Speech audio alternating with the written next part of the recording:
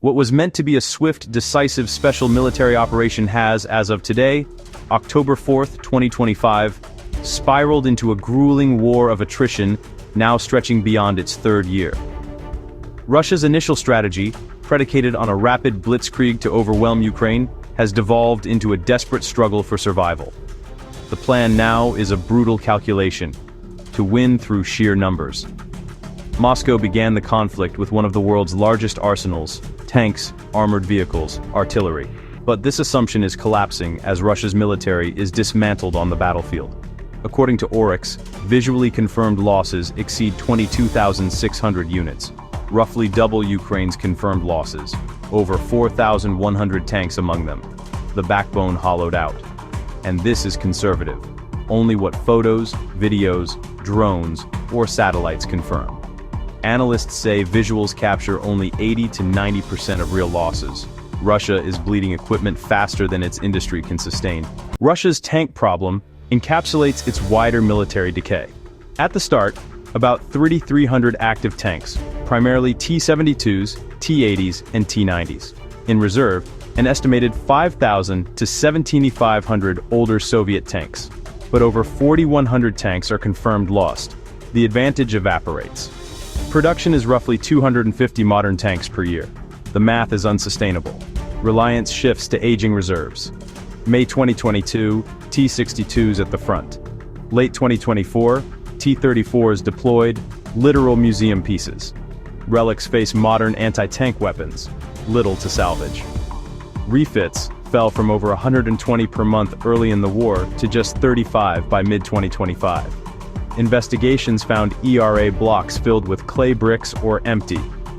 Turrets are vulnerable to top-down drone strikes. Autoloaders can trigger catastrophic explosions when hit.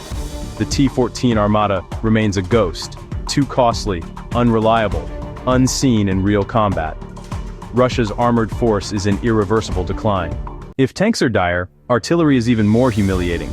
Artillery was supposed to be Russia's decisive advantage. After an estimated 11 million shells in year one, domestic output can't sustain roughly 10,000 shells a day. Moscow turned to North Korea. Some units are entirely dependent on North Korean munitions. 4 to 6 million shells shipped over 18 months.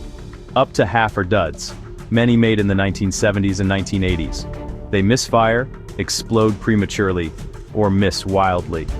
Targets neared 3 million. 2024 delivered only 2.3 million.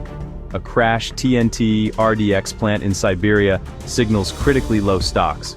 Unreliable shells wreck fire missions and damage guns and crews. This is not strength, it's desperation.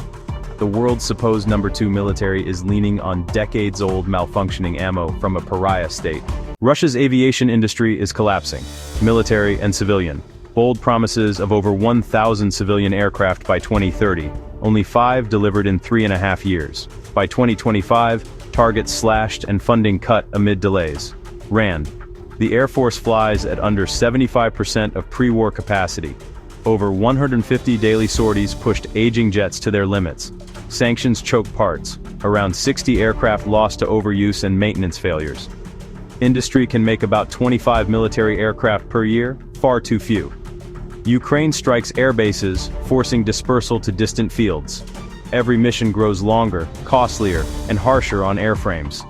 Dozens of S-300 and S-400 elements destroyed. Defenses stretched thin. S-300s converted into inaccurate ground attack missiles. Evidence of cruise missile shortfalls. Fighters now lob glide bombs from standoff, avoiding Ukrainian air defenses. The Russian Air Force is being methodically grounded. Beyond equipment, Russia faces a deepening human resources crisis. Military casualties are estimated to have surpassed 1 million. Manpower shortages now cripple the very factories that feed the war.